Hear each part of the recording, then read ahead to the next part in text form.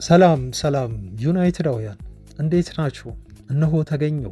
በርከት ያሉ መረጃዎችን እንደተለመደው ያስኩላችሁ። ትላንት መረጃውን ከሰራንላችሁ በኋላ የብሩኖ ነገር አሁን በጣም ከረር እያለ መጥቷል። አድማጮች ብሩኖ ወደ አልሂላል ሊያመራ እጅግ ከጫፍ ደርሷል። አሁን እውነታነቱ የተቃረበ ይመስላል። አድማጮች መዋጥ አለብን። ብሩኖ ፈርናንዴዝ እና ማንቸስተር ዩናይትድ የሚለያዩ ይመስላል። ይሄ እውነታ ነው። እውነታውን መቀበል ይኖርብናል። ከብሩኖ ፈርናንዴዝ ውጭ ደግሞ ጋርናቾም እንዲሁ ተከትሎት ክለቡን ይለቃል ተብሎ እየተጠበቀ ነው ያለው። እጅግ የማይታመን ገንዘብ ነው። በተለይ ለብሩኖ የቀረበለት ያለውን ዝርዝር ጉዳይ ተሰሙታላችሁ አድማጮቻችን። እጅግ የሚያስገርም ኮንትራት ነው አልሂላሎች ያቀረቡለት። የኩኒያ ዝውውር መቼ ይፋ ይሆናል እነግራችኋለሁ አድማጮች። መቼ ይፋ እንደሚሆን ለምን ጸጣል የኩኒያ ነገር ምላሹን ከዜና የምታገኙ ይሆናል። በሱ አያቆሙም። ዩናይትዶች 3 አጥቂዎችን ነው የሚያስፈርሙት ተብሏል። እነማን ናቸው? ፋብሪሲዮ ሮማኖ የነገረን መረጃ ተንተርሼ የምነግራችሁ መረጃዎች ይኖራሉ። ክቡራን አድማጮች የክለቡ ባለቤቶች እየወሰዱ ያሉት እርምጃ ግን አሁንም አነጋጋሪ ሆኗል። በዚህ በኩል ደግሞ ሼጃሲም አሁንም ክለቡን ለመግዛት ትልቅ ገንዘብ ይዘው ይመጣሉ የሚል ሪፖርት ወጥቷል። እውነት ያደርገው ነው ምንለው ግን ስለዚህ በዜና እውነታነት እና ምንድን ነው የተባለው ነገር ሼጃሲም የኳታር ባለሀብቱን በተመለከተ ለሚለውም ምላሽ የሰጣችኋለሁ። ብቻ አብራችሁ ስትቆዩ በርከት ያሉ መረጃዎችን ታገኛላችሁ። ላይክ ግን ተቀዛቅዛችኋል አድማጮቼ፣ እረዳችኋለሁ። ኦፍኮርስ ቲሙ መቀዛቀዙ የእናንተንም የማድመጥ ሞራል ሊያቀዛቅዝ ይችላል። ግን አሁንም ቢሆን ተስፋ አትቆርጡም በዩናይትድ እርግጠኛ ነኝ። ስለዚህ ሁላቸውም ላይክ ማድረጋቸውን አትርሱ። ሁላችሁም ይህን ቪዲዮ ላይክ አድርጉ። 800 ላይክ ቢያንስ ማድረሱት እስከ ዜናው ፍጻሜ ድረስ አብራችሁኝ ቆዩ ነው ምለው። መልካም ቆይታ። ስኮት ማክቶመኔ ከናፖሊ ጋር የሴሪያው ሻምፒዮን መሆኑን ትላንት አረጋግጧል። አድማጮች ይሄ ደስ የሚያሰኝ ነገር ነው። የቀድሞ ዩናይትድ ተጫዋች ነው። ዩናይትድ በእርግጥ ይህን ተጫዋች በሚገባው ዋጋ ሸጦታል ተብሎ አይታሰብም። ወደ 25 ሚሊዮን ፓውንድ ሂሳብ አካባቢ ነው።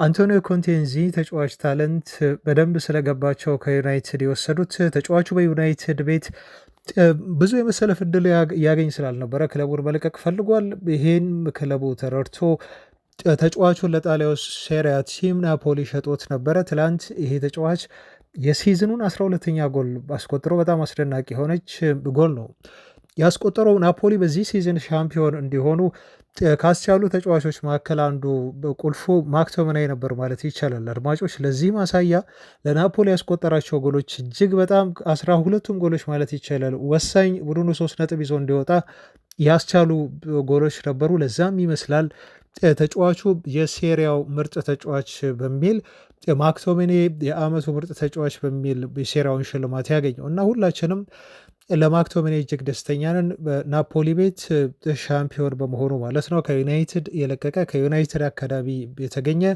ነገር ግን በዩናይትድ ሪጀክት የተደረገ በሌላ ቦታ ደግሞ ስኬታማ መሆን የቻለ የቀድሞ ተጫዋቻችን መሆኑን ተከትሎ አድማጮች ከማክቶመናይ ውጭ ደግሞ አሁንም አንቶኔ በስፓኒሽ ላሊጋ ለሮያል ቤትስ ጎል ማስቆጠሩን ቀጥሏል። አንቶኒ እንደተለመደው ትላንት በተለመደ ግራግሩ እጅግ አስገራሚ የሆነች ጎል ነው ማስቆጠር የቻለው። በሪያል ቤትስ ቤት ተጫዋቹ ጎል ማስቆጠሩን ማቆም አልቻለም። ገና ከዩናይትድ ከለቀቀ 4 ወራት ነው አድማጮች እንደምታውቁት። ግን በ4 ወራት ጊዜ ውስጥ ተጫዋቹ ያስቆጠራቸው የጎል ብዛት አሁን በአጠቃላይ ወደ 9 ደርሰዋል። 5 ያህል አሲስት ማድረግ ችሏል። በአጠቃላይ 14 ያህል ጎልና አሲስት ላይ ተሳትፎ አድርጓል። ይህን ማድረግ የቻለው ደግሞ በ25 ጨዋታ ነው አድማጮች። ማክቶመኔ 35 ያህል ጨዋታዎችን አድርጎ ነው ለናፖሊ 13 ጎልና 6 አሲስት ማድረግ የቻለው በሁሉም ጨዋታዎች ማለት ነው። ግን የአንቶኒ 9 ጎልና 5 አሲስት በላሊጋው ኒኮ ዊሊያምስ የአትሌቲክ ቢልባኦ እጅግ በርካታ ትልልቅ ክለቦች አርሰናልን ጨምሮ ዩናይትድም ይፈልገዋል ሲባል የነበረው የክንፍ መስመር ተጫዋች እስካሁን ያስቆጠረው 5 ጎል ብቻ ነው። እሱም ሲዝኑን ሙሉ ተጫውቶ ማለት ነው። ግን አንቶኒ በሪያል ቤትስ ቤት በ4 ወራት ብቻ ይሄን ያህል ጎል በማስቆጠር ከዊሊያምስ በላይ ጎል አስቆጥሯል ማለት ነው። ጃንዋሪ ላይ የተቀላቀለ ልጅ መሆኑን ታውቃላችሁ። በዚህ ሁሌም ደስተኛ ነኝ ብለዋል። ስተኛም ስነሳም እጅግ ደስተኛ ነኝ ነው የሚለው። በፈገግታ ነው የምነሳው ይላል። ቀኑ ሙሉ ደስተኛ ነኝ በዚህ ቤት ሲል ተናግሯል። ወደፊት ምን እንደሚሆን አላውቅም፣ ነገር ግን እዚህ በጣም ደስተኛ ነኝ፣ ደጋፊዎቹ የሚገርሙ ናቸው ሲል ነው ተጫዋቹ ህይወት በስፔን እጅጉን እንደተመቸው እየገለጸ የሚገኘው። አሁን ቤቲሶች መጀመሪያ በውሰት ውል ነበር ለማስፈረም ጥረት ሲያደርጉ የነበሩት። አሁን ግን በቋሚ ኮንትራት ተጫዋቹን ለማስፈረም ጥረት እንደሚያደርጉ ይጠበቃል። እነሱም የማያስፈርሙት ከሆነ ደግሞ በርካታ ፈላጊ ክለቦች ያሉት አንቶኒ ለዩናይትድ በትንሹ 40 ሚሊዮን ዩሮ ከዝውውር ገቢ ያመጣል ተብሎ እየተጠበቀ ያለ የዩናይትድ ተጫዋች ነው። ሌላው አድማጮች፣ አሁንም ከክለቡ ባለቤቶች የሚሰሙ ጉዶች አላበቁም። በጣም የሚያስገርሙ አንዳንዶቹ የሚያስደነግጡን መረጃዎች ናቸው። ራትክሊፍ እና የክለቡ አመራሮች ባለቤቶች አሁን እየወሰዷቸው ያሉ እርምጃ በተለይ ኢኒሶች ከመጡ በኋላ በጣም ጨከን ብለዋል። እያንዳንዱ የሚያደርጓቸው ነገሮች ከገንዘብ ቁጠባ ጋር የተያዙ ስለመሆናቸው ከዚህ በፊት ከወሰዱት እርምጃ መረዳት ትችላላችሁ። የዩናይትድ ተጫዋቾች እንኳን ከኤሮፓ ሊጉ ፋይናል ሲመለሱ የተቀበሏቸው በ20,000 ፓውንድ ባርቤኪው ነው፣ ዝግጅት ነው፣ ቀለል ባለች ዝግጅት። እሱም ሁሉም ስታፍ ያላካተተ ተጫዋቾቹን ብቻ ላይ ትኩረት ያደረገ ማለት ነው። እና ይሄ ወጪ ቁጠባ ወዴት እንደሚወስዷቸው የሚያስገርም ነው። እና ምን ይፈጥራል ዩናይትድ ቤት ወደፊትስ ለሚለው አብረን የምናየው ነገር ይሆናል ማለት ነው። ግን የሚሰሙ ዜናዎች ሁሉ ዩናይትድ ምን ያህል ችግር ውስጥ እንዳለ የሚጠቁሙ ናቸው። የሚወስዷቸው እያንዳንዱ እርምጃዎች ክለቡ በቃ የሞት ያህል ዩናይትድ እየጠፋ እንደነበረ የሚያመላክቱ ናቸው ማለት ነው። እንግዲህ ኢኒዮሶች መጥተው እንደዚህ አይነት እርምጃ ቢወስዱ እና ክለቡን እንግዲህ ለማዳን ጥረት እያደረግን ነው እነሱ የሚሉት ብዙዎቻችንን ባያስማማንም በርካታ ዓመት በክለቡ ቤት የሰሩ በደጋፊዎች የሚወደዱ በተጫዋቾች በተለይ እጅጉን የሚወደዱ እና ለዩናይትድ ውጤታማነት ትልቅ ድርሻ ያላቸው ተብለው የሚወደሱ የክለቡ አንጋፋ የሆኑ ሰራተኞችን ሁሉ ሳይቀር ነው እያሰናበቱ የሚገኙት። ግማሹን በካሳ ነው የሚያሰናብቱት፣ ግማሹን ደግሞ ያለ ካሳ የሚያሰናብቱበት ሁኔታ ነው ያለው እና እነኚህ ሰራተኞች የነኚህን የክለቡ ባለቤቶች ምስል በስክሪን ሲያዩ እስከ መጮህ ድረስ ተቃውሟቸውን እየገለጹ ነው ያሉት ማለት ነው። ምን ያህል ለዩናይትድ ታማኝ ሆኖ ሲሰሩ የነበሩ ደጋፊዎችን ሰራተኞችን ልብ እየሰበሩ እንደሆነ ነው የክለቡ ባለቤቶች የሚያመላክታችሁ። ለማንኛውም ዋነኛው እኛ ትኩረት እንግዲህ ክለቡ ላይ ነው። ክለቡ ሰርቫይቭ እንዲያደርግ ነው የምንፈልገው። ክለቡ ውጤታማ እንዲሆንልን ነው የምንፈልገው። ግን ከዛ ውጭ የምንሰማቸው ነገሮች አሁን እያሳቀቁን መጥተዋል። እጅግ በጣም ለምሳሌ ትናንት የሰማነው አዲስ ነገር ተጨማሪ 200 ሰራተኞችን እንደሚቀንሱ ነው እየተገለጸ ያለው። ይሄ ቅነሳ መቼ እንደሚያበቃ አናቅም። ወደ 400 ሰራተኞችን ቀንሰዋል ተብለዋል። እንደዚሁም የተጨማሪ 200 የሚጨምሩ ከሆነ ደግሞ ወደ 600 ይደርሳል ማለት ነው። የሚያቆሙም አይመስልም አሁን ባለው ሁኔታ ሰራተኞችን መቀነሳቸውን የሚቀጥሉ ነው የሚመስለው። ትላንት የሰማነው ግን ትንሽ ለየት ያለና ደግሞ ያልተለመደ አይነት ቅነሳ ነው። ያው ዩናይትድ አድሚኖች ያሉት እንደምታውቁት የተለያዩ የክለቡን ይፋዊ ገጾች አድሚን የሚያደርጉ ሰራተኞች ትዊተር፣ ኢንስታግራም እና ቲክቶክ አድሚኖች አሉት። ፌስቡክም ልትሉ ትችላላቸው። ብዙ ይኖራል። አሁን የመጡ ማህበራዊ ሚዲያዎች አሉ፣ አዳዲስ እንደ ትሬንድ አይነት ነገሮች ማለት ነው። የክለቡ ባለቤቶች ግን በተለይ የትዊተር ኢንስታግራም እና የቲክቶክ አድሚኖችን ከስራ ማሰናበታቸው ተገልጿል። 200 ውስጥ ይካተቱ አይካተቱ እነኚህ ሰዎች አላቅም። አድማጮች ግን እነኚህ ሰዎች ተባረው በአንድ አድሚን ብቻ ቲሙ መተዳደር ይችላል የሚል እምነት ስላላቸው አንድ አድሚን ቀጥረው አንድ ሰው እንደሚያስተዳድራቸው እነኚህን ገጾች ተገልጿል። ግን በአጠቃላይ የሚያተርፈው ገንዘብ ደግሞ በአመት ወደ 500,000 ፓውንድ ነው ተብሎም ነው የተነገረው። ትንሽ የተጋነነ ይመስላል። አድማጮች እንግዲህ ለእነኚህ አድሚኖች በአመት 500,000 ፓውንድ ተከፈለ ማለት በየወሩ ምን ያህል ሊከፍሏቸው እንደሚችሉ በነብስ ወከፍ ማስላት ትችላላችሁ። በጣም የተጋነነ ወጪ ይመስላል። ነገር ግን እንደዚህ ወርደው ሁሉ እርምጃ መውሰዳቸው ይሄ ትንሽ ያልተለመደ እና በጣም ወጣ ያለ ነገር ሆኖ እኔ በግሌ አይቼዋለሁ። እንደው ከዚህ ከክለቦቹ ባለቤት ከሚወስዱት እርምጃ ባለፈ አንዳንድ ጊዜ በመሀል ብልጭ እያሉ የሚመጡ የክለቡን ባለቤትነት በአዲስ መልክ ለመግዛት ጥረት እያደረጉ ነው የሚሉ ድምፆች አሉ። የሼህ ጃሲምን ጉዳይ ታውቃላችሁ? ከዚህ በፊት ብዙ አውርቼበታለሁ አድማጮች። ከዓመት በፊት ከአመት ምናምን በፊት ኢኔዮሶች ክለቡን ሳይረከቡ በጣም ተስፋ ያደረግንበት የክለቡን በአጠቃላይ ቁጥጥር ይወስዳሉ፣ ክለቡን ይጠቀልላሉ ብለን ተስፋ ያደረግናቸው ሼህ ጃሲም ነበሩ እና ይሄ ቴክኦቨር አልተሳካም። የሆነ ቦታ ላይ እነሱም አቅማሙ ክፈሉ የተባሉትን ገንዘብ መክፈል አልፈለጉም ነበር በወቅቱ እና በዛ ሰዓት ሲጠየቁ የነበሩትን ገንዘብ አሁን ለመክፈል ፈቃደኛ ሆኑ ተባለ። ያን ጊዜ ለምን የተጠየቁትን ገንዘብ ከፍለው እንዳልወሰዱት ነው እኔ ግራ የሚገባኝ እና አቅሙ እስካላቸው ድረስ እነኚህ ሼህ ጃሲም የተባለው የሚጠሩት ሰው ዩናይትድን በወቅቱ የኳታር ሰው ናቸው፣ መግዛት ይችሉ ነበር፣ መጠቅለል ይችሉ ነበር። ነገር ግን ያንን አላደረጉም፣ በገንዘብ አልተስማሙም። በርካታ ጊዜ ቢድ አቅርበው ነበር። ተከታትላችሁ ከሆነ አድማጮች ይሄ በርካታ ጊዜ ያቀረቡት ቢድ ግን ግሌዘሮችን የሚያሳምን አይደለም። ሙሉ ለሙሉ ለመሸጥ ግሌዘሮች ጠየቁት የተባለው ገንዘብ እስከ 10 ቢሊየን የአሜሪካ ዶላር ነበረ። ይሄም አሁን ወደ 8 ቢሊየን ፓውንድ አካባቢ ይጠጋል። አሁን ያንን ሊያቀርቡ ነው። ከ6 እስከ 8 ቢሊየን ፓውንድ የሚጠጋ ገንዘብ በማቅረብ ዩናይትድን በድጋሚ ጠቅልሎ ለመግዛት ይሄ ፉል ቴክ ኦቨር የምንለውን ለማድረግ እንቅስቃሴ ለማድረግ አስበዋል የሚል ሪፖርት ወጥቷል። እንግዲህ ከ7 እስከ 8 ቢሊየን የሚደርስ ፓውንድ ነው በጥያቄነት ያቀርባሉ ተብሎ እየተገለጸ የሚገኘው። ትላንት ነው ይህ ዘገባ ያወጣው፣ ኤሌክትሮ ስፖርት አውጥቶታል። መጀመሪያ ዜናውን ያወጣው ፉትቦል ኢንሳይደር ነው። አድማጮች የዜናው ተአማኝነት ምን ያህል እንደሆነ በዚህ ጋር እርግጠኛ አይደለውም።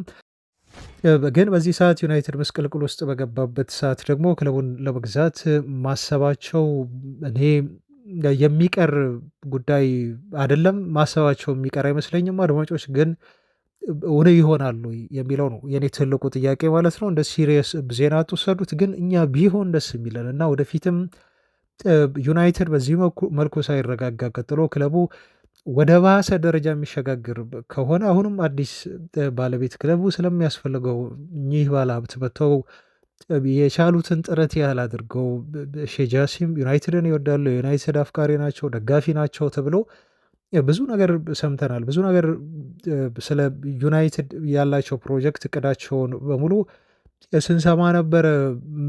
እንዴት አድርገው ፋሚሊ ዩናይትድን እንደሚወድ፣ እንዴት አድርገው ዩናይትድን ለመግዛት ጥረት ሲያደርጉ እንደነበር ማለት ነው። ያዋቀሯቸው ቲሞች ራሱ ትዝ ይለኛል አድማጮች፣ በጣም ቁልፍ የሆኑ እነ ጋሪ ኔቭል እነ ፖል ስኮልስን ሁሉ የጨመረ የገዢ እንቅስቃሴ በጣም የተደራጀ ነበር ሲያደርጉ የነበሩት ማለት ነው። በኋላ እኚህ 28 በመቶ ወይ 30 በመቶ ድርሻ የወሰዱት ራትክሊፍ ሌላ የቢዝነስ ሰው፣ ሌላኛው ግሌዘሮች ብለዋቸው ለእኔ ሌላኛው ከግሌዘሮች ምንም የምለያቸው ነገር የለም።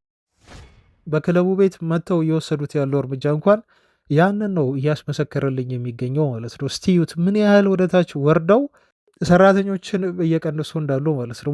100 ፓውንድ ቅናሽ ማድረግ ለነሱ ትልቅ ዋጋ አለው። ይሄ እነኚህ የቢዝነስ ሰው ናቸው። ስለ ቲሙ የወደፊት ግንባታ እያሰቡ አይደለም። ዩናይትድን እንዴት አድርገን የተለያዩ ገቢዎችን ፈጥረን ለዩናይትድ እንዴት አድርገን ቲሙን እናሳድገው እያሉ አይደለም እያሰቡ ያሉት። በአጠቃላይ አሁን ራትክሊፍም የግሌዘር ቤተሰቦችም በጣም የሚጣጣቡ የተዋደዱ ሰው ነው የተገናኙ። ደፍረው ግሌዘሮች ማድረግ የማይችሉትን አሁን ኢኔዮሶች እያደረጉ ነው ያሉት በዩናይትድ ቤት ማለት ነው። ስለዚህ አሁን የወሰዱት እርምጃ ያለው እርምጃ መጥፎ ነው ወይንም ሁሉም ልክ አይደለም እያልኳቸው አይደለም፣ ትክክል ይሆናል። ዩናይትድ በጣም ኤክስትራቫገንት ሊሆን ይችላል ገንዘብ አወጣጡ ላይ፣ ሰራተኛ አቀጣጠራቸው ላይ ችግር ሊኖር ይችላል። ግን ሞዴላቸውን ደግሞ በደንብ አድርጋችሁ ስታየው ይሄ ታዳጊዎች ላይ እንዲማተኮራቸው ምናምን ነገር ጥሩ ሆኖ ሳለ የሆነ ትርፍ ለማጋበስ ትርፍ ለማግኘት አስበው እንደመጡ ነው የሚያመላክታችሁ ማለት ነው። መጀመሪያ ብዙ ኢንቨስት ማድረግ አለባቸው። ክለቡን ገዙ፣ አሁን መጡ አይደል? በቃ ኢትስ ኦኬ። ክለቡን ከገዙ ትርፍም የሚፈልጉ ከሆነ ችግር የለውም። ባለሀብት ናቸው፣ ያስርፉ እኮ። ቲሙን ዝም ብለው የሚያስተዳድሩት ዝም ብለው የገዙት አይነት የቤተሰብ ንብረት አይደለም። ዩናይትድ ሊያተርፉ ነው የገዙት። በእርግጠኝነት 100% እርግጠኛ መሆን ትችላላችሁ ይሄን። እሺ ይሁን የግዞት ያትርፉ። ግን እንዴት አሁን በደንብ አድርጋችሁ ኢንቨስት ለማድረግ አትጥሩም?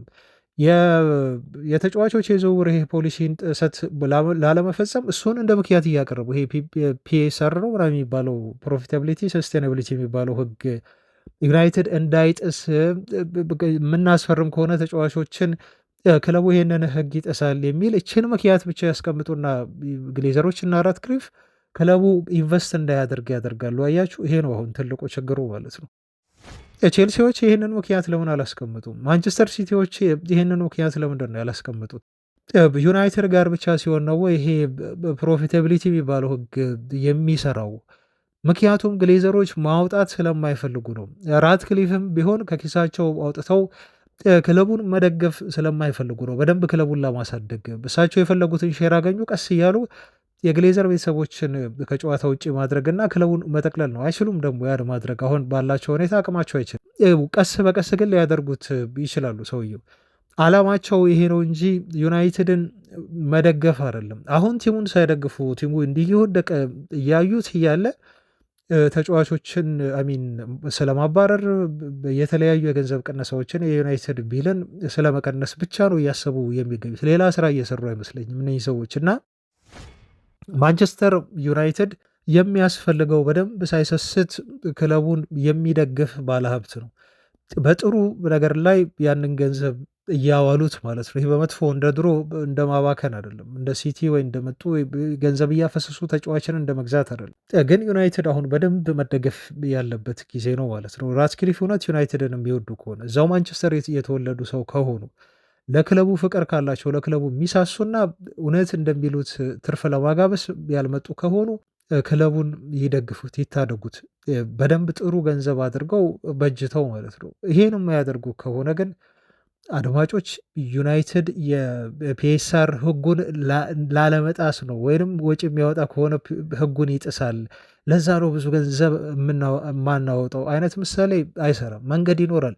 መንገድ በደንብ ነው ያለው። ዩናይትድ ብዙ የዝውውር ገንዘብ በጅቶ ተጫዋቾችን የሚያስፈርምበት እንኳን ዩናይትድ በብዙ በመላው ዓለም ብዙ 1 ቢሊዮን ደጋፊ ያለው ቲም ይቅርና እነ ቼልሲ ትንንሽ ደጋፊ ያላቸው ከዩናይትድ አንጻር ሲቲም አጣጥመው ተጣጥመው እየኖሩ እያስፈረሙ ነው የሚገኙት። በጣም ሲስተማቲክ ሆኖ ይሄ መንገድ ጠፍቷቸው እኮ አይደለም፣ ግን ጀስት በቃ ገንዘቡን ማውጣት ብቻ ስላልፈለጉ ነው ማለት ነው። እና እነኚህ ሰዎች እኔ ዩናይትድ ቤት እስካሉ ድረስ ዩናይትድ ይቀየራል፣ ዩናይትድ ከዚህ ችግር ያገግማል በፍጥነት ብዬ ነው ያላስብም። ብቻ ወደፊት የሚሆነውን ፈጣሪ ያውቃል። እኛም አብረን እንግዲህ የምናይ ይሆናል። የሆነ የተለየ ዲቫይን ኢንተርቬንሽን ነው ዩናይትድ የሚያስፈልገው። የተለየ በቃ የተለየ ድንገታዊ የሆነና በጣም ከላይ የወረደ አይነት ነገር የሚመስል ጣልቃ ገብነት እስካልገባ ድረስ ዩናይትድ ቤት እነኚህ ሰዎች በጣም እንትን ናቸው፣ በጣም ስትሪክት ናቸው፣ ገንዘብ ላይ ትኩረት የሚያደርጉ ናቸው። እና ይሄ ሼጃሲም ጉዳይ እኔ ያላቸውን ገንዘብ ንብረት ሁሉ አውጥተው ክለቡን ቢገዙት ሰጥተዋቸው ቢሄዱ እኔ ደስ ይለኛል። ግን እንደ መረጃ ያህል ነው። ለማንኛውም አድማጮች ይሄን ዜና ያደረስኳችሁ ሲሪየስ የሆነ የዝውውር ፍላጎት ሆኖ ወይም ፉትቦል ኢንሳይደር በጣም ታማኝ የዝውውር ወይም የዜና ምንጭ ሆኖ አይደለም ይህን ዜና የገለጽኩላችሁ፣ ግን ፖሲቢሊቲው አለ። አትሌቲክም የሆነ ጽሁፍ አውጥቶ በነበረ በዚህ ጉዳይ ላይ ምናልባት ራትክሊፍ በቃኝ አሁን ልውጣ ሸጠን ክለቡን መሄድ ይኖርብናል የሚሉበት ጊዜ ሊመጣ ይችላል፣ ግን ጊዜው አሁን አይመስለኝም። ስለዚህ ይህን ነገር ወደ ጎን ተዉት እንተወው እና አድማጮች የክለቡን ግዢ ጉዳይ የቀጣይ ዓመት ያስቀመጡት እቅድ ነው ደግሞ በጣም ያሳቀኝ። ኢኒዮሶች እና ራትክሊፍ ለሩበን አሞሪም ቀጣይ ሲዝን ቶፕ 6 ውስጥ ሆነ ማጠናቀቅ አለብህ የሚል እቅድ አውጥተውለታል ተብሎ ተገልጿል። በ2 ዓመት ውስጥ ነው ዩናይትድ ሻምፒዮን እንዲሆን አቀዱ እየተባለ የሚገኘው which is very very funny አድማጮች፣ በጣም የሚያስቅ ነገር ነው አሁን ሳስበው ማለት ነው። ኦፍኮርስ ኢኒዮሶች እና ራትክሊፍ ምን እንዳቀዱለት ላሰልጣኙ ምን አይነት እቅዶቻቸውን ይዘው ተግባራዊ እንደሚያደርጉ ቡድኑን እንዲገነባ ማለት ነው ምን እንዳሰቡለት አላውቅም። ምን ሊበጅቱለት እንደሆነ ምን ሊያደርጉለት ምን ፋሲሊቴት ሊያደርጉለት እንደሆነ ምንም የተባለ ነገር የለም። ወደፊት ምንሰማው ይሆናል። ግን በዚህ ሰዓት አሁን በዚህ በዩናይትድ ስኳድ አሞሪም አንድ ተጫዋች እኮ ነው እሱ ያስፈረመው ያለው እሱ አምጡልኝ ብሎ ተስማምቶበት አምኖ ያመጣው ተጫዋች ዶርጉ ብቻ ነው። ለሲስተሙ ላጫወቱ በማይሆኑ ተጫዋቾች ባሉበት ሁኔታ ቀጣይ ሲዝን 6ኛ ደረጃ ነው ከአንተ የምንጠብቀው ብሎ ይህ 6ኛ ደረጃ ሴት አውት ማድረግና ይሄን ጎል እቅድ መስጠት ምን የሚሉት ነገር ነው? አሰልጣኙን ለማባረር ከመዘጋጀት ውጪ ይሄ እንደ እቅድ እንደ ታርጌት ብዬ ነው የምወስደው ነገር የለም። አንተ ጥሩ ወታደር ሳይኖር ጥሩ የመዋጊያ ፋይት የማድረጊያ አቅም ሳይኖር እንዴት ጦርነትን አሸንፋለሁ ብለህ በዚህ ያህል ደረጃ ትዕዛዝ ትሰጣለህ? ስድስተኛ ሆነ ጨርስ ብሎ እንደዚህ ማዘዝ በጣም አግባብ አይደለም አድማጮች። እና ስድስተኛ ሆኖ ባይወጣ እንኳን የሚገመገመው ምን ያህል ተቃርበዋል ተብሎ ነው። ባያችሁ ይሄን ያህል ነው ዩናይትድ የወረደው። ምን ያህል ለስድስተኛ ደረጃ ቀርበሃል፣ እንዴት አድርገህ ተፎካክረሃል በሚለው ይገመግሙታል። ይሄን ማድረግ የማይችል ከሆነ አሞሪም ያሰናብቱታል። ግን ስድስተኛ ባይወጣም ለስድስተኛ ለመውጣት በዛ አካባቢ ነበር ወይ በጣም ተቃርቦ ነበር ወይ ተብሎ የሚሆነው የቲሙ ስፕሪት ይታያል የተባለው ይሄ አሁን ያለው የዩናይትድ ቡድን ቀጣይ ሲዝን ስድስተኛ የሚወጣ ነው።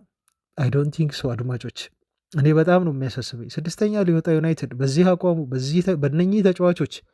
በእነኚህ ተጫዋቾች የሚመጣውን ለውጥ አላቅም አድማጮች። አሁንም የሚፈጠረውን ነገር አናቅም። ክረምት ላይ ብዙ ለውጦች ሊኖሩ ይችላሉ። ቀጣይ ዜና አለኝ ማደርሳችሁ፣ በተለይ ከብሩኖ መውጣት ጋር በተያያዘ ብዙ ቼንጅ ሊኖር ይችላል በዩናይትድ ቤት፣ እሱን አምናለሁ።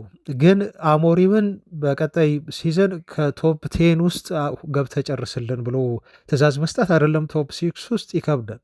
እኔ ከምን አንጻር እያዩት እንደሆነ ስለ እግር ኳስም እውቀት የሌላቸው ሰዎች ነው እዛ ጋ የተሰበሰቡት።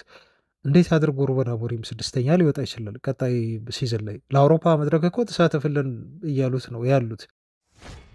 እንደ ሌሎች ክለቦች እኮ እንግሊዝ ቲም ውስጥ እኮ በጣም እየተጠናከሩ ነው ያሉት። የእንግሊዝ ፕሪሚየር ሊግ እኮ ይሄ ኢቮሉሽን እንደ ድሮ አይደለም። በአርሰን ቬንገር ዘመንና በሰር አሌክስ ፈርጉሰን ዘመን እኮ አይደለም ፕሪሚየር ሊጉ ያለው አሁን አድማጮች። በቬንገር እና በፈርጉሰን ዘመን እኮ ዩናይትድ ከነ ኤቨርተን ጋር ሲጫወት ፍሪ 3 ነጥብ ነበር፣ ጊፍት ነበር በዛ ሰዓት። ከነ ቻርልተን ጋር ሲጫወት ዩናይትድ ከነ ብላክበርን ጋር ሲጫወት ለዩናይትድ አስቀድማችሁ 3 ነጥብ እኮ መደመር ትችላላችሁ። እርግጠኛ የማትሆኑት ከአርሰናል ጋር ሲጫወት ብቻ ነበር በወቅቱ። ከቼልሲም ጋር ሲጫወት ያኔ ሊቨርፑል ደካማ በነበረ ሰዓት ከሊቨርፑል ጋር ሲጫወት ዩሲ የሆነ ከቼልሲም ጋር ሲጫወት ቲሙ የዛኔም እኮ ዩናይትድ 3 ነጥብ ሁሉ መስጠት ብትችሉ ነበር ከጨዋታው ቀደም ብላችሁ ማለት ነው። ከአርሰናል ጋር ሲጫወት ብቻ ነው እርግጠኛ መሆን የማትችሉት። ትልቁ ተፎካካሪ የነበረው ቲም በፈርጉሰን ዘመን የዛሬ 12፣ 13፣ 15 ዓመት በፊት አርሰናል ብቻ ነበር ሊያሸንፈው የሚችለው ቲም ማለት ነው።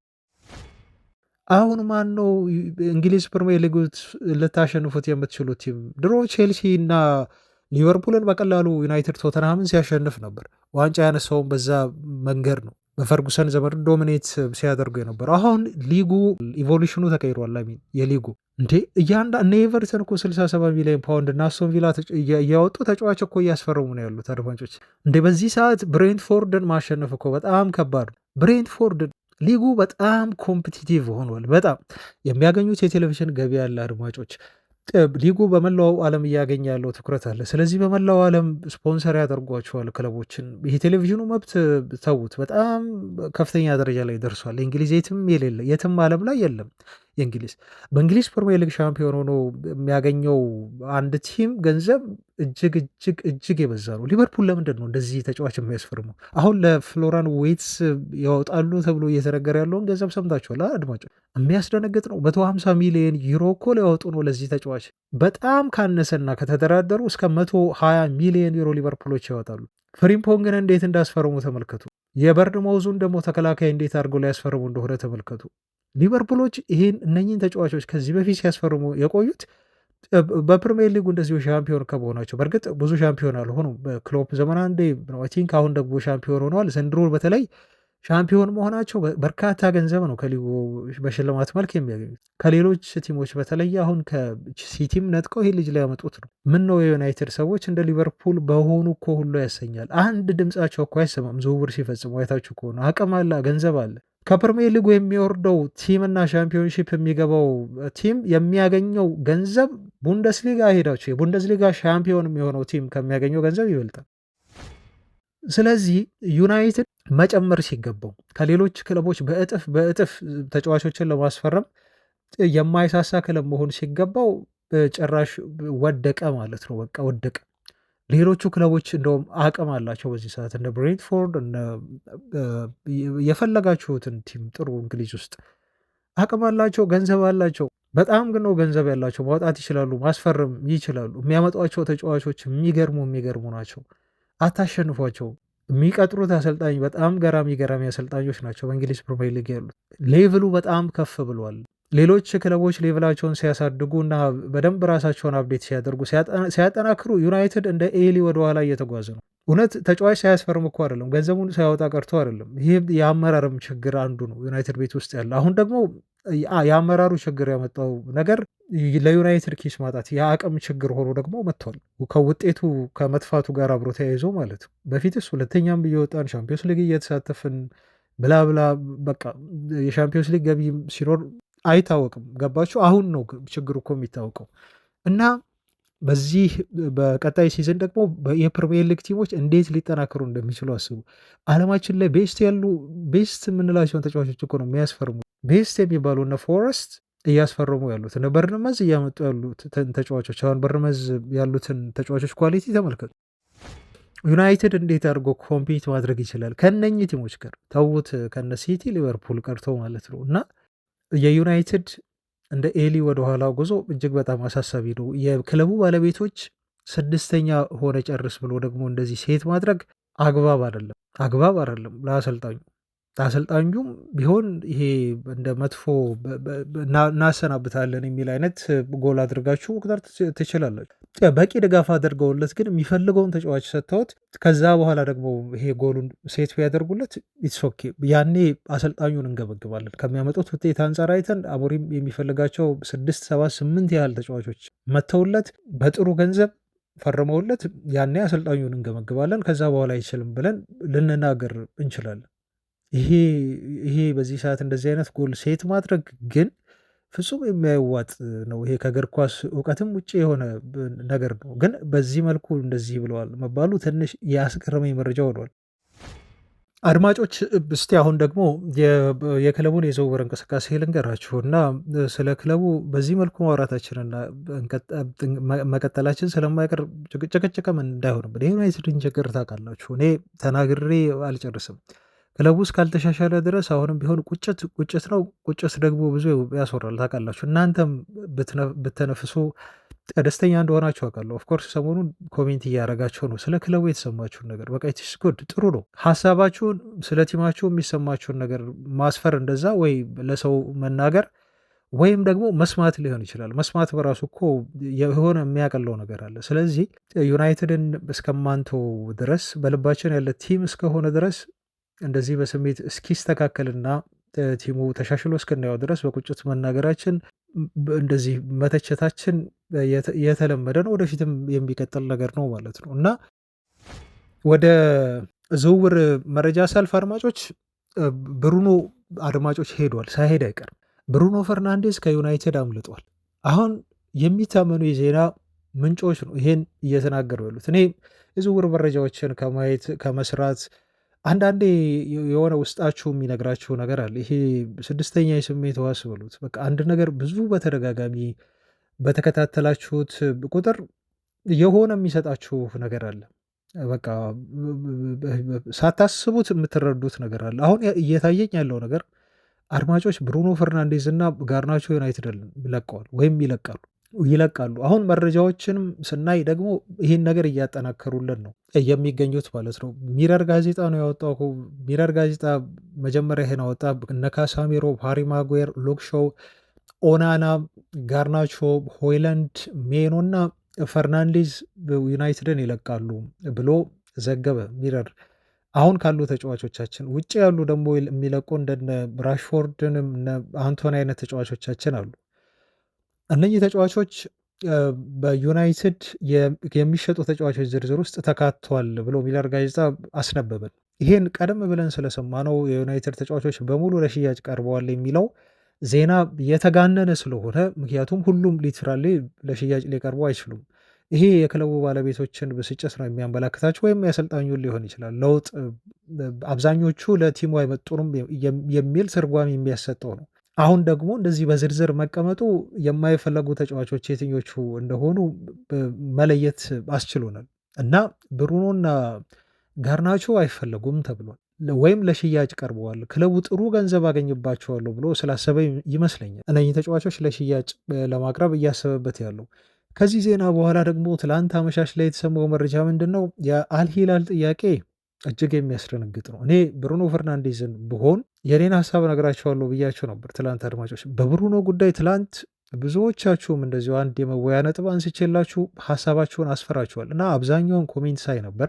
ብዙዎቻችሁ አዎ ብሩኖ ይብቃው ይሸጥ፣ ከሱ በሚሸጠው ገንዘብ ቡድኑን እናጠናክርበት፣ ሌሎች ተጫዋቾችን እንግዛበት፣ ይበቃዋል ብላችኋል። እረዳችኋለሁ፣ እኔም እደግፋለሁ ያን። አሁን ወደዛ ከመግባቴ በፊት በየትኛው ሳይድ ነው ያለሁት ከማለቴ በፊት ግን የአልሂላሎችን የብሩኖ ፈርናንዴዝ ጥያቄ አጠቃላይ ኮንትራቱን ጉዳይ ልንገራችሁ። 100 ሚሊዮን ፓውንድ ለማንቸስተር ዩናይትድ 100 ሚሊዮን ፓውንድ ይሰጣሉ ወይንም ያቀርባሉ በቀጣዮቹ ቀናት ላይ። ብሩኖ ፈርናንዴዝ የ3 ዓመት ኮንትራት ነው የተሰጠው። በ3 ዓመቱ ኮንትራት በሳምንት የሚያገኘው 700 ሺህ ፓውንድ ነው። ስትሰሙት እንዲበዛ ላችሁ ጆሮችሁ ላይ ለመስማት ወደ 1 ሚሊዮን ዩሮ ነው በሳምንት ብሩኖ ፈርናንዴዝ የሚከፈለው።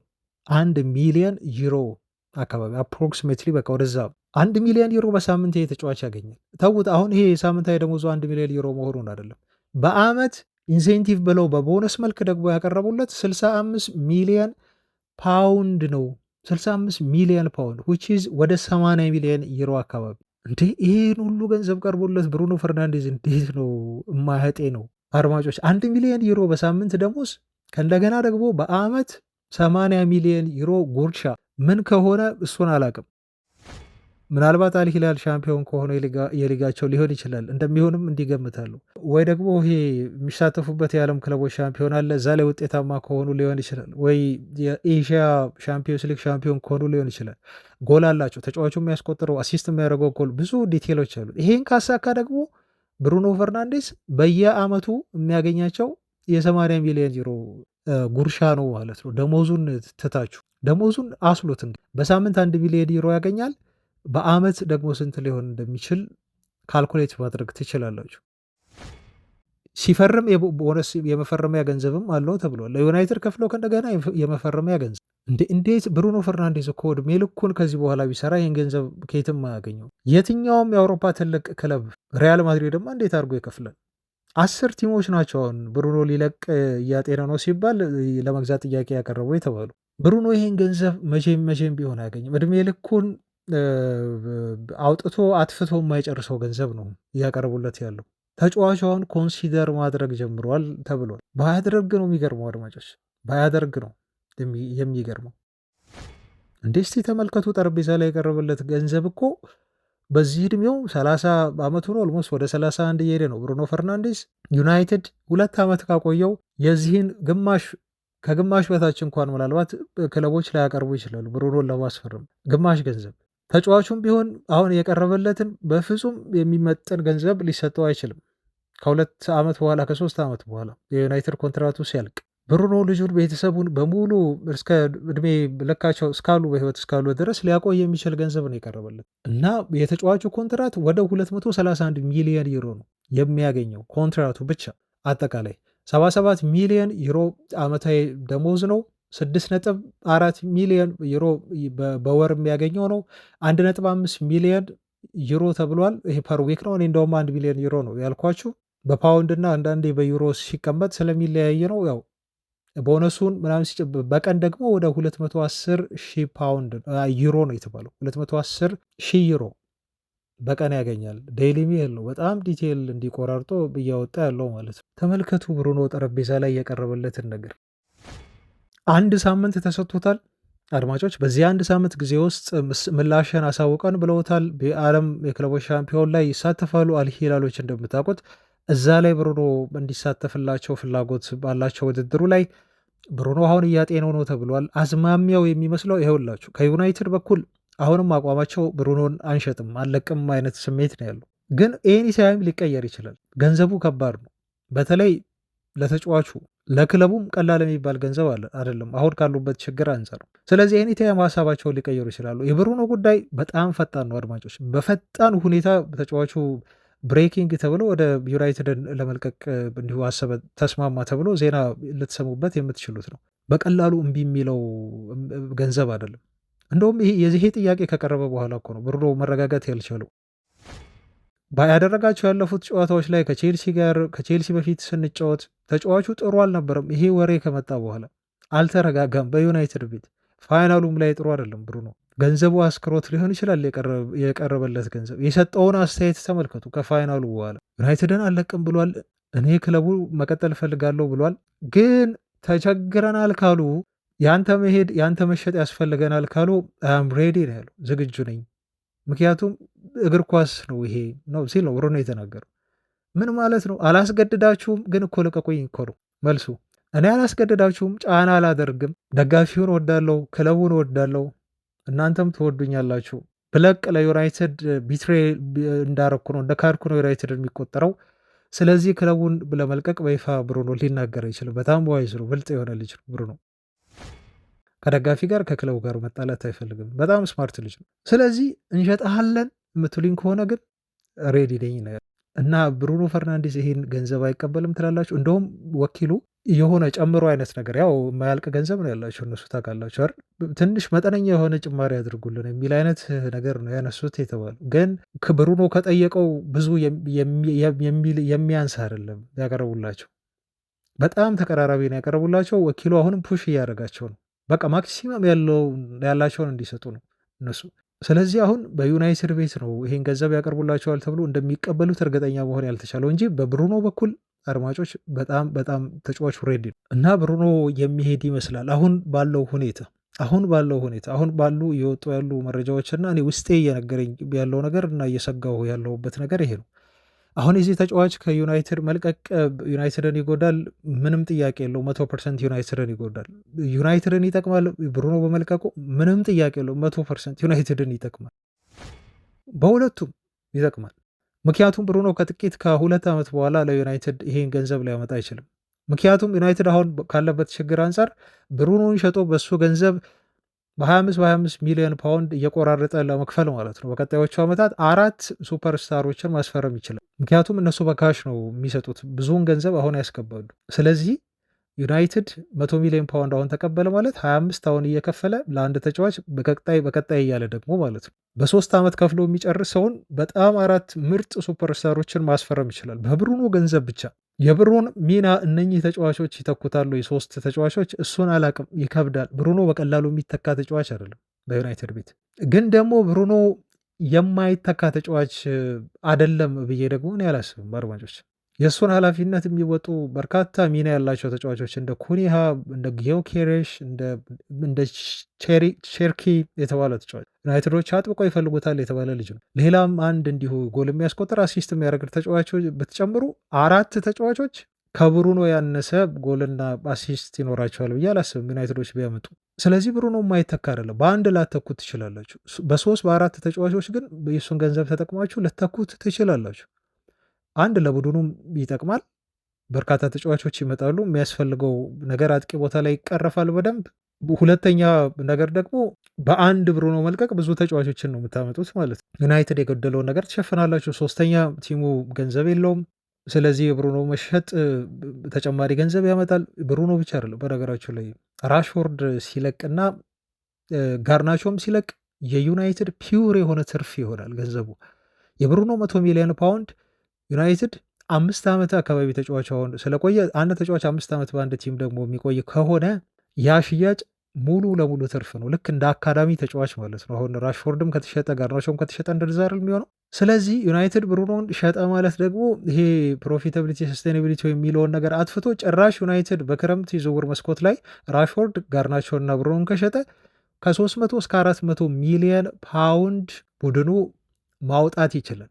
ምንም ችግር ሳይኖርበት፣ ምንም ተጠያቂነት ሳይኖርበት ማለት ነው። ከህጉ አንጻር የብሩኖ መሸጥ ገንዘብ ብቻ አይደለም የሚሰጣችሁ፣ ይህን ህግ ሁሉ ዩናይትድ ካንሰላውት እንዲያደርግ ያደርገዋል እና ብዙ ነው ጥቅሙ፣ በጣም ብዙ ነው። ምናልባት ኢኒዮሶች የማይሸጡት ከሆነ ልጁን ይሄን ነገር ፈርተው ካልሆነ በስተቀር ሰበብ ለማቅረብ ማለት ነው። እቺ ህጉ አለች እና ገንዘብ አናወጣም የሚለዋን ሰበብ ፈጥረው ገንዘብ ላለማውጣት ካላቆዩትና ካልሸጧቸው በስተቀር እንጂ የሚሸጧቸው ከሆነ ዩናይትድ እስከፈለገው ድረስ እስከ 400 ሚሊዮን ፓውንድ ድረስ መድቦ ተጫዋቾችን ያለ ሀሳብ ማስፈረም ይችላል እና የብሩኖ ጉዳይ እናንተ አሁንም ሀሳባቸውን ስጡ አድማጮች። እየተከታተላችሁ እንደሆነ አውቃለሁ። እስቲ ምን ይሰማቸዋል? ምንድን ነው የምታስቡት? እኔ ብሩኖ ፈርናንዴዝ ባሄድ ደስ ይለኛል፣ ግን ከተሸጠ ደግሞ እረዳለሁ። ክለቡን ይጠቅማል፣ አለመሄዱም ይጠቅማል፣ በዩናይትድ ቤት መሸጡም ደግሞ ይጠቅማል ባይ ነኝ። የእናንተን ሀሳብ አካፍሉ አድማጮች። ብሩኖ ብቻ አይደለም በነገራችሁ ላይ አሁን ጋርናቾም ከክለቡ ጋር መለያየት መልቀቅ እርግጥ እየሆነ የመጣ ይመስላል። ይገናኛሉ በዚህ ሳምንት ተብሏል። በቀጣይ ሳምንት ላይ ልክ ሊጉን የጨዋታ እንዳለቀ ማለት ነው የሚገናኘው ወኪሉ ከዩናይትድ ቁልፍ ሰዎች ጋር ነው። ምን እንደሚያወሩ መገመት ትችላላችሁ። ጋርናቾ በዚህ ሁኔታ ዩናይትድ ቤት ውስጥ አይቆይም። ስለዚህ ዩናይትድ ከሱ እስከ 60 ሚሊዮን ዩሮ ከዝውውሩ ገንዘብ ያገኛሉ ተብሎ ይጠበቃል። ይሄንንም ተጫዋች ይሸጡታል። በቃ ሄደዋል።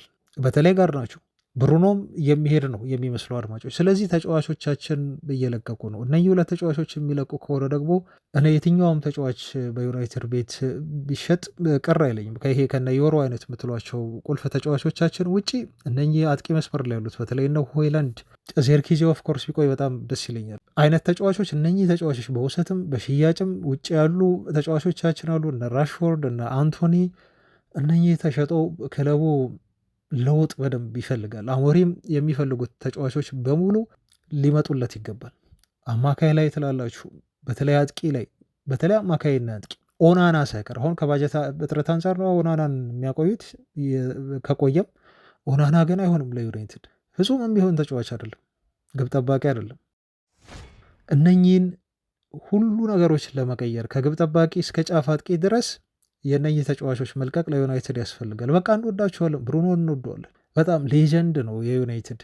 ምናልባት ከነ ፖል ስኮልስ ያልተናነሰ የዩናይትድ ምርጥ ሌጀንድ ተጫዋቻችን ነው። ግን በዚህ ሁኔታ አሁን ባለንበት ሁኔታ ላይ ደግሞ የብሩኖ መሸጥ በጣም ሊጠቅመን ይችላል። እንደውም ብሌሲንግ ብዬ ነው የምቆጥረው። ይሄ መቀደስ ነው። እሱንም መያዛችን እሱ መኖሩ በራሱ ቲማችንን እንድንገነባ ያደርገን ብዬ ነው እኔ የማስበው። ጋርናቾም ከአካዳሚ የተገኘ ተጫዋች ነው። ያወጣንበት ገንዘብ ይሄ በቆሎ ገንዘብ ነው የገዛ ነው ልጁን።